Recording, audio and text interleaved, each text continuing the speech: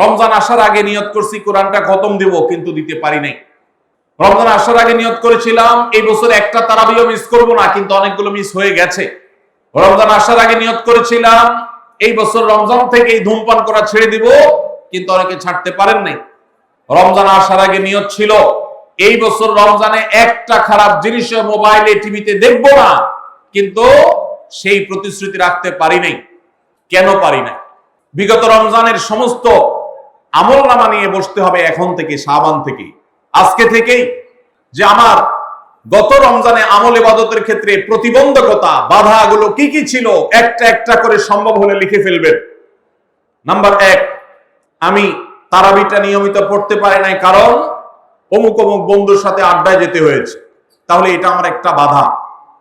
আমি হারাম জিনিস থেকে বেঁচে থাকবো কিন্তু পারি নাই, কেন?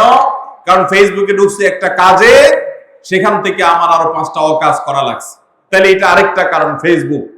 এভাবে একটা একটা করে আপনি যদি কারণ লেখেন, লেখার পর আসন্ন রমাদানকে অর্থবহ এবং সার্থক করবার স্বার্থে এবং প্রয়োজনে সেই চিহ্নিত কারণগুলো একটা একটা ধরে হিম্মত করে সৎসাহস করে আল্লাহকে সন্তুষ্ট করবার আশায় ছুঁড়ে ফেলে দিতে হবে নিজের জীবন থেকে।